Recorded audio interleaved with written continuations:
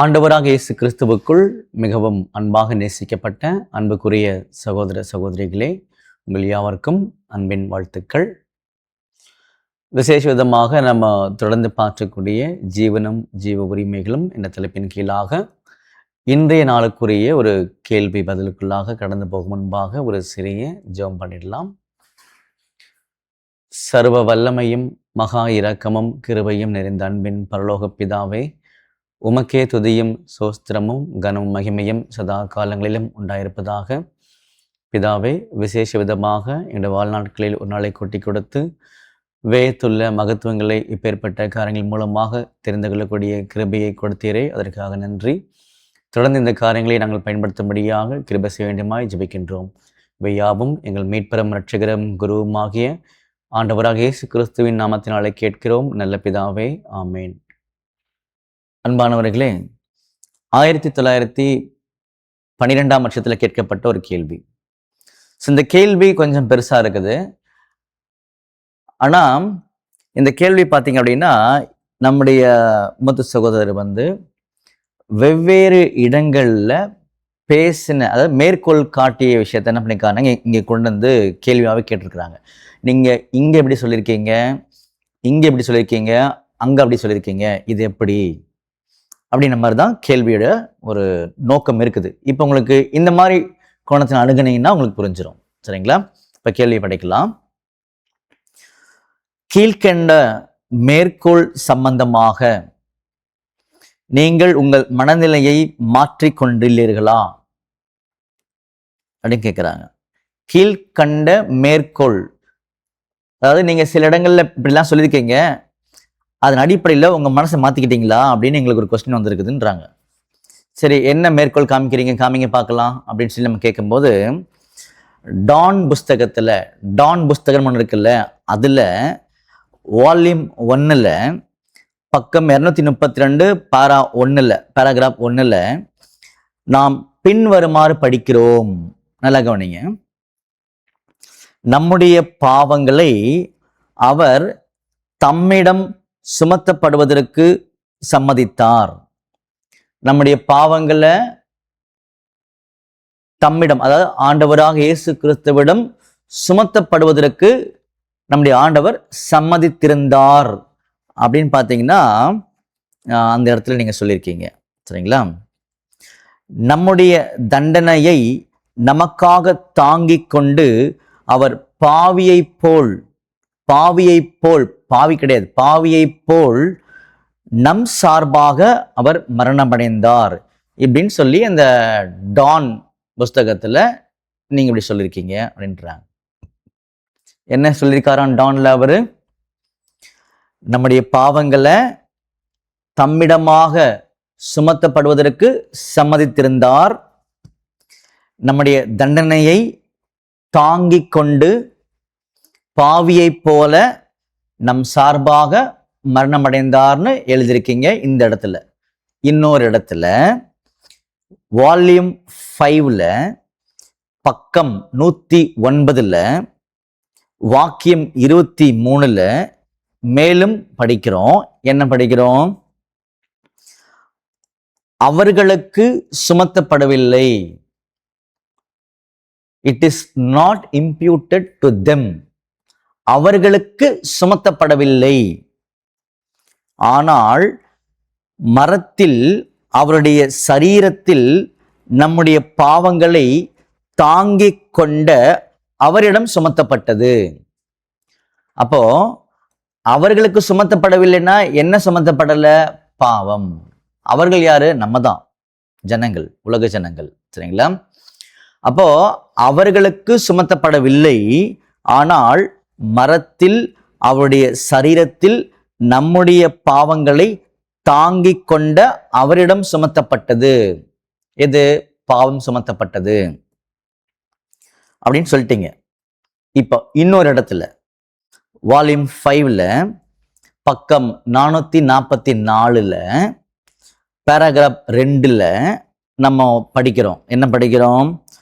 அவர்களுடைய மீறுதல்களை அவர்களிடம் சுமத்தாமல், அவர்களுடைய மீறுதல் உலக ஜனங்கள், மீறுதல்களை அவர்களிடம் சுமத்தாமல் அவரிடம் அவைகளை சுமத்தி, அவரிடம்னா நம்முடைய ஆண்டவராக இயேசு கிறிஸ்துவிடம் எவைகளை மீறுதல்களை சுமத்தி, யார் சுமத்தினா?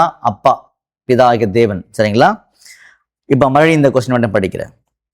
அவர்களுடைய மீறுதல்களை அவர்களிடம் சுமத்தாமல் அவரிடம், ஆண்டவராக இயேசு கிறிஸ்துவிடம் அவைகளை சுமத்தி, தேவன் கர்த்தராக இயேசு கிறிஸ்துவுக்குள் உலகத்தார் தம்முடன் ஒப்புரவாகும்படி செய்திருக்கிறார்.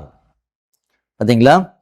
அப்போ பிதாவாகிய தேவன் உலக ஜனங்களுடைய மீறுதல்களை அவர்களிடம் சுமத்தாமல் ஆண்டவரிடம் சுமத்தி, பிதாவாகிய தேவன் கர்த்தராகிய இயேசு கிறிஸ்துவுக்குள் உலகத்தார் தம்முடன் ஒப்புரவாகும்படி செய்தார் இப்படின்னு படிக்கிறோம். இப்படி நீங்க மேற்கோள் 3 இடங்கள் இப்படிலாம் காமிச்சிருக்கீங்க. எப்படி உங்க மனசை நீங்க மாத்திக்கிட்டீங்களா? இங்க ஒன்று எழுதிருக்கீங்க, அங்க ஒன்று எழுதிருக்கீங்க, இப்படி ஒன்று எழுதிருக்கீங்க அப்படின்ற மாதிரி என்ன பண்ணிட்டாங்கன்னா கொஸ்டினை கொண்டு போய் வச்சுட்டாங்க. கொஸ்டின் இவ்வளோ பெருசாக வச்சுட்டாங்க. சகோதரர் என்ன பண்ணுறாருன்னா பொறுமையாக பதில் சொல்லியிருக்கார். நம்ம அதை வாசிக்க போகிறோம். திரும்ப உங்களுக்கு சொல்லிடுறேன், இந்த தமிழ் நமக்கு நிறைய குழப்பங்களை கொடுத்துருக்குது. அதனால் அதை இங்கிலீஷும் டச் பண்ணி படித்தாதான் நமக்கு புரியும். சரிங்களா? ஓகே. பதில்: கர்த்தராக இயேசு கிறிஸ்துவின் ஊழியம் பல்வேறு நிலைப்பாடுகளில் வெளிப்படுத்தப்படுகிறது. வெவ்வேறு ஸ்டாண்ட் பாயிண்ட் வியூவில் காமிக்கப்பட்டிருக்குது. இது புரிஞ்சிருச்சு? சில நிலைப்பாடுகள், சில வியூஸ் பார்த்தீங்க அப்படின்னா ஒரு வகையான கரெக்ஷன்ஸோட பார்த்தீங்கன்னா இருக்குது. சில வியூ பாயிண்ட் வேற மாதிரி எல்லாம் கூட இருக்குது அப்படின்னு சொல்றார். சில நிலைப்பாடுகள் ஒரு வகையான திருத்தங்களுடனும் ஒரு வியூ பாயிண்ட் சில மாடிஃபிகேஷன்ஸ் கரெக்ஷன்ஸ்லாம் நமக்கு காமிக்குது, பெட்டரா கொடுக்குது. சில வேறு வகையாகவும் காமிக்கின்றன. அதாவது சிம்பிளா சொல்றேன் பாருங்களேன்றார். சில மனுஷீக பார்வையிலும் சில தெய்வீகமாகவும் இந்த விஷயத்தை தெரிவிக்கின்றன. அப்போ நம்ம பார்க்கும்போது மனுஷனுடைய பார்வையில சில காரியங்கள் காமிக்கப்பட்டிருக்குது. இதே காரியம்தான் தெய்வீக பார்வையிலும் காமிக்கப்பட்டிருக்குது. ஆனா நம்ம பார்க்கும்போது தெய்வீக காரியத்தை மனுஷ கோணத்துல பார்த்துட்டோம்னா புரியாது. மனுஷன் பார்க்க வேண்டிய விதத்துல வரும்பொழுது அதுல கொண்டு போய் தெய்வீக பார்வையை வச்சு பார்த்தோம்னா அங்கேயும் புரியாது. அப்ப எந்த இடத்துல எப்படி புரிஞ்சுக்கணுன்றத நிதானமா படிச்சுக்கோங்க அப்படின்ற மாதிரி சொல்றாரு. சரிங்களா? ஓகே. இந்த விஷயத்தை தெரிவிக்கின்றன. அனைத்தும் வேதாகம விஷயங்களில் உண்மையான கருத்தை பெறுவதுதான் நமக்கு தேவையாகவும், அதாவது வெவ்வேறு வியூ பாயிண்ட் ஸ்டாண்ட் பாயிண்ட்ல இந்த நிலைப்பாடுல இருந்து இப்படி, எந்த நிலைப்பாடு? மனுஷீக நிலைப்பாடு, தெய்வீக நிலைப்பாடு. சரிங்களா? எந்த நிலைப்பாடுல வந்தாலுமே நமக்கு தேவையான உண்மையை பெறுவதுதான் நமக்கு தேவை. அப்போ கரெக்டா நீங்க கவனிங்க அப்படின்னு சொல்றாரு. அடுத்தது இல்ல, தேவனுடைய பார்வையில் மனுஷ பாவம் கர்த்தராக இயேசுவின் மேல் சுமத்தப்படுகின்றது. இதுதான் தேவனுடைய பார்வை. தேவனுடைய பார்வையில் மனுஷனுடைய பாவம் கர்த்தராக இயேசுவின் மீது சுமத்தப்படுகின்றது. அதாவது மரண தண்டனையிலிருந்து மனுஷனை விடுவிப்பதற்கு, ரிலீஸ் பண்ணுவதற்கு, உரிய விலைக்கிரயத்தை செலுத்துவதற்கு பாவியின் பிரதிநிதியாக அவர் அளிக்கப்பட்டார். அவ்வளவுதான். அப்படின்னா மனுஷனை ரிலீஸ் பண்ணணும், விடுதலை பண்ணணும் அப்படின்னா விலைக்கிரயத்தை கொடுக்கணும்ல. அப்ப அந்த விலைக்கிரயத்தை செலுத்துவதற்காக, கொடுப்பதற்காக பாவியின் பிரதிநிதியாக நம்முடைய ஆண்டவர் அளிக்கப்பட்டார். சரிங்களா? ஓகே. என்ன அர்த்தம் நமக்கு தெரிஞ்சு இல்லையா? பாவியின் பிரதிநிதியாக இவரை நிக்க வச்சிருக்காராம் தேவன். இங்க இதாகிய தேவன் நம்முடைய ஆண்டவராக இயேசு கிறிஸ்துவை ஏன் இங்க நிக்க வச்சிருக்காரு? நீங்க பாவியின் பிரதிநிதி அப்படின்னு சொல்றாரு.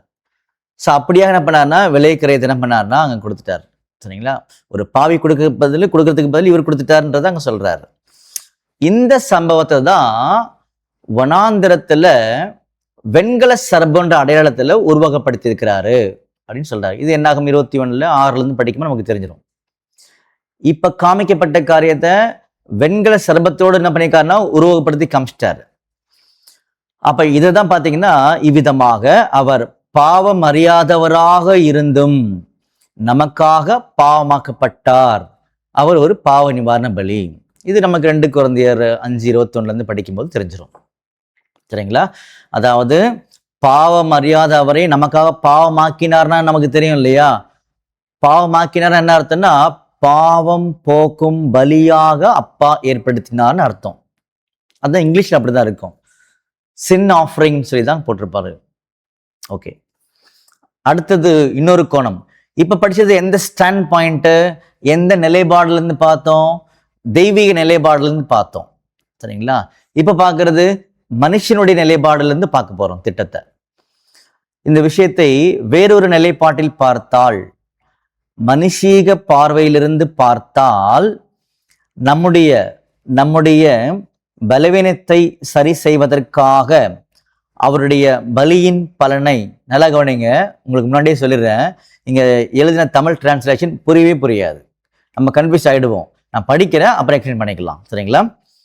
இந்த விஷயத்தை வேறொரு நிலைப்பாட்டில் பார்த்தால், மனுஷீக பார்வையிலிருந்து பார்த்தால், நம்முடைய பலவீனத்தை சரி செய்வதற்காக அவருடைய பலியின் பலனை நமது எஜமான் நம் மீது சுமத்த வேண்டிய தேவையை உணர்ந்து நம்முடைய சொந்த பலவீனங்களையும் குறைபாடுகளையும் நாம் பார்க்கின்றோம். புரிஞ்சிட்டா ஓகே, புரியலன்னா இப்ப நம்ம விளக்கிடலாம். சரிங்களா? அப்போ மனுஷீக பார்வையில என்ன பார்க்கிறோம்னு சொல்லி பார்த்தீங்க அப்படின்னா, நம்முடைய சொந்த பலவீனங்கள் குறைபாடுகள் இவைகளை சரி செய்வதற்கு நம்முடைய ஆண்டவராகிய இயேசு கிறிஸ்துவினுடைய பலியின் பலன் தேவைப்படுகின்றது அப்படின்ற கோணத்துல நம்ம அதை கவனிக்கிறோம் அப்படின்னு சொல்றாரு. புரிஞ்சுங்களா இப்ப உங்களுக்கு? அப்போ நம்ம எப்படி பார்க்கிறோம்? எனக்கு பலவீனம் இருக்குதா, குறைபாடு இருக்குதா, இதை சரி செய்யணும் அப்படின்னா ஆண்டோடைய பலியின் பலன் எனக்கு தேவைப்படுகின்றது. இப்படி நம்ம அதை பார்க்கிறோமா? இதுதான் மனுஷீக ஒரு பார்வை, ஹியூமன் ஸ்டாண்ட் பாயிண்ட், நிலைப்பாடு அப்படின்றது. சரிங்களா? அடுத்தது, இவ்விதமாக ஒரு பார்வையிலோ அல்லது வேறொன்றிலோ நாம் தெரிவித்தாலும், அதாவது இவ்விதமாக தெய்வீக பார்வையில அல்லது மனுஷீக பார்வையில நாம் எக்ஸ்பிளைன் பண்ணா கூட உண்மைகள் ஏற்றுக்கொள்ளத்தக்கவைகளாகவே இருக்கின்றன. ஸோ எந்த வியூ பாயிண்ட்ல சொன்னாலும் உண்மைகள் ஏற்றுக்கொள்ற மாதிரி தான் இருக்குது. பாவத்திற்காக அவர் மரித்த போது நமது பாவங்கள் கர்த்தராக இயேசுவுக்கு எதிராக எண்ணப்பட்டன. பாவத்திற்காக நம்முடைய இயேசு கிறிஸ்து மரித்த போது நம்முடைய பாவங்கள் அவருக்கு எதிராக எண்ணப்பட்டன. ஆமா, அவருக்கு எதிராக தான், அது அகேன்ஸ்டா தான் இருக்குது. சரிங்களா? அடுத்தது, நாம் தேவனிடத்தில் நம்மை ஒப்பு கொடுக்கும் போது கர்த்தராக இயேசு கிறிஸ்துவின் நீதி நம்மிடத்தில் சுமத்தப்படுகின்றது. பார்த்தீங்களா? நாம் தேவனிடத்தில் நம்மை ஒப்பு கொடுக்கும் போது கர்த்தராக இயேசு கிறிஸ்துவினுடைய நீதி நமக்கு சுமத்தப்படுகின்றது. முன்னாடி என்ன பார்த்தோம்? முன்னாடி லைன்ல அவர் மரித்த போது நமது பாவங்கள் இயேசுவுக்கு எதிராக எண்ணப்பட்டன. ஆனா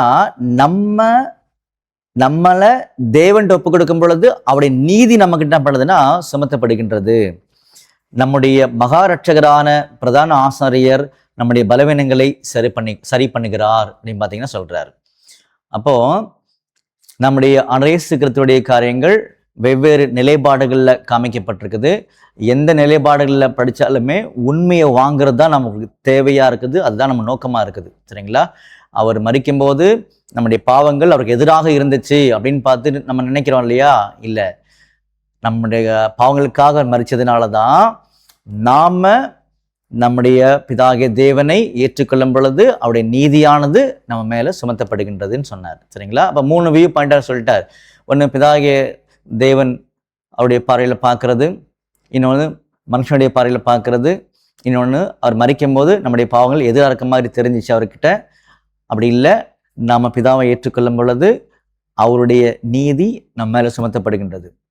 ஸோ இப்படியாக தான் நான் எழுதியிருக்கிறேன் தவிர நான் எங்கேயுமே மனசு மாறல, முரணும் படல்ன்றதை பார்த்தீங்கன்னா சொல்லி காமிச்சிருக்காரு. பண்புக்குரிய சகோதர சகோதரிகளே, இந்த காரியங்களை குறித்து நம்ம தொடர்ந்து இன்னமாக படித்து தியானிக்கலாம். ஒரு சிறிய ஜெபம் பண்ணி முடிச்சிடலாம். வானத்துக்கும் பூமிக்கும் ஆண்டவரே, உமக்கே துதியும் சோஸ்திரமும் கனமும் மகிமையும் சதா காலங்களிலும் உண்டாயிருப்பதாக. பிதாவே, விசேஷமாக எங்களுக்கு இப்பேற்பட்ட சத்தியங்களை சொல்லிக் கொடுத்து நாளுக்கு நாள் எங்களுடைய புரிதலை நீர் மேன்மைப்படுத்துகின்றீர். அதற்காக நன்றி செலுத்துகின்றோம். வரக்கூடிய நாட்களில் நான் அதிகமான இது போன்ற தெளிவுகளை பெற்றுக்கொள்ள தேவன் தாமே கிருபை செய்யண்டுமாய் ஜெபிக்கின்றோம். இவை யாவும் எங்கள் மீட்பெரும் இரட்சகரும் குருவுமாகிய ஆண்டவர் இயேசு கிறிஸ்து நாமத்தினாலே கேட்கிறோம் நல்ல பிதாவே. ஆமென்.